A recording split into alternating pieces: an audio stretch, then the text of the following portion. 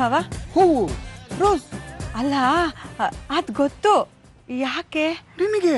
ನಿನ್ನ ಕಲೆಗೆ, I mean ಕಲಾ ನನ್ನ ಹೆಂಡತಿಗೆ. ಸರಿ ಕೊಡಿ, ಮುಡಿಸ್ತೀನಿ. ಪರವಾಗಿಲ್ಲ, ಕೊಡಿ, ನಾನು ಕೊಡ್ತೀನಿ. ಭಾವ, ಕೊನೆಗೂ ನಮ್ ಶ್ರೀ ಅತ್ತೆನ ಒಪ್ಪಿಸ್ಬಿಟ್ಟ. ನೀವ್ ಆರಾಮಾಗಿ ಮನೆಗೆ ಬರ್ಬೋದು. ಪರ್ಮನೆಂಟ್ ಆಗ?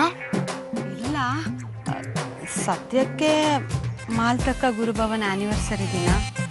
ಅಂದಮೇಲೆ ಏನು ಪ್ರಯೋಜನ ಬಿಡು, ಯಾವ ಪುರುಷಾರ್ಥಕ್ಕೆ ಬರ್ಬೇಕು. ನೀನಂತೆ ಹಾಗೆ ಹೀಗೆ ಅಲ್ಲಿ ಇಲ್ಲಿ ಸಿಗ್ತಾ ಇರ್ತೀಯ. ಐ ಮೀನ್ ಕಲಂಗಿ ಏನಾದ್ರು ಗಿಫ್ಟ್ ಕೊಡಬೇಕು ಅಂದ್ರೆ ನಿಮ್ ಕಷ್ಟ ಸುಖ ವಿಚಾರಿಸೋಕೆ ಸಿಗ್ತಾ ಇರ್ತೀಯಲ್ಲ, ಹೇಳ್ತಿರ್ಕೊಂಡ್ರೆ ಆಯ್ತು ಬಿಡು. ನೀವ್ ಮನೆಗೆ ಬಂದ್ರೆ ಕಲಾ ಅಕ್ಕಂಗೆ ಸಂತೋಷ ಆಗತ್ತಲ್ವಾ ಭಾವ? ನೀವ್ ರಾತ್ರಿ ಕೋಪ ಮಾಡ್ಕೊಂಡ್ ಬಂದಿದ್ದಕ್ಕೆ ಅವ್ರು ತುಂಬಾ ಬೇಜಾರು ಮಾಡ್ಕೊಂಡಿದ್ರು. ವರ್ಕೌಟ್ ಆಗ್ತಾ ಇದೆ ಅಂದ್ರೆ ಏನಿಲ್ಲ, ಹೇಳು ಹೇಳು. ಅವ್ರು ಫೋನ್ ಮಾಡಿದಕ್ಕೆ ನನ್ನ ಮರ್ತು ಬಿಡು ಅಂತ ಹೇಳಿದ್ರಂತೆ. ತಪ್ಪಲ್ವಾ ಭಾವ ಇದು? ನಾನು ನಾನು ನಾನಾಗಿ ಹೇಳ್ತೀನಿ. ಅವರು ಕಷ್ಟನೂ ಸುಖನೂ ಒಟ್ಟಿಗೆ ಇರೋಣಪ್ಪ. ನಮಗೆ ಆ ಮನೆ ಹಂಗೇ ಬೇಡ. ಆದ್ರೆ ನೀನು ಹುಟ್ಟು ಬಟ್ಟೆಲ್ ಬರೋದನ್ನ ಮಾತ್ರ ಮರಿಬೇಡ ಅಂತ ಹೇಳಿದ್ದೆ. ಅವಳು ನಾನು ಮರಿಬೇಡ ಅಂತ ಹೇಳಿದ್ದನ್ನ ನನ್ನ ಮರ್ತು ಬಿಡು ಅಂತ ಮಿಸ್ಟೇಕ್ ಮಾಡ್ಕೊಂಡ್ಬಿಡ್ಲು. ಹೌದಾ ಭಾವ? ಇಷ್ಟು ಒಳ್ಳೆಯವ್ರ ಭಾವ ನೀವು. ಕಲಾ ಅಕ್ಕನೆ ನಿಮ್ಮನ್ನ ತಪ್ಪಾಗಿ ಅರ್ಥ ಮಾಡ್ಕೊಂಡ್ಬಿಟ್ಟಿದ್ದಾರೆ. ಹೌದಾ? ಹೌದಮ್ಮ. ಆದ್ರೆ ಏನ್ ಗೊತ್ತಾ ಭಾವ, ಕಲಾ ಅಕ್ಕನು ತುಂಬಾ ಒಳ್ಳೆಯವರು.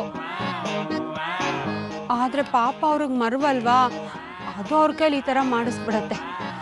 ಆದ್ರೆ ಈಗ ನಿಮ್ ನನ್ ಮಾತು ಕೇಳಿದ್ರೆ ಪರ್ಮನೆಂಟ್ ಆಗಿ ನಮ್ಮ ಮನೆಯಲ್ಲಿ ನಮ್ ಜೊತೆಲೇ ಇರ್ಬೋದು. ನಾದು ನೀನು ನಿನ್ ತರ ಇರ್ಬೇಕಮ್ಮ.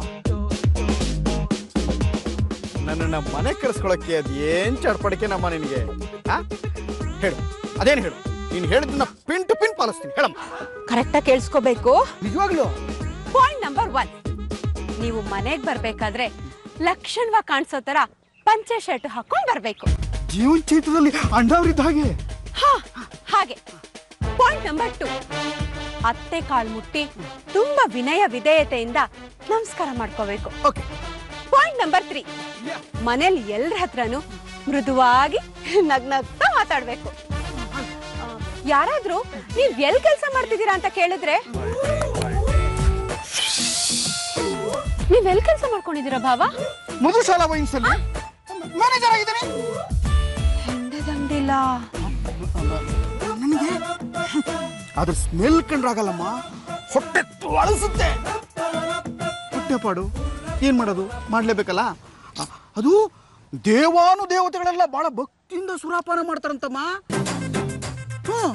ಅದಕ್ಕೆ ನಾನು ಬಾರಿಗೆ ಬರೋ ಕಸ್ಟಮರ್ಸ್ ಅಲ್ಲೇನೆ ಆ ದೇವತೆಗಳನ್ನ ಕಾಣ್ತಾ ಇದ್ದೀನಮ್ಮ.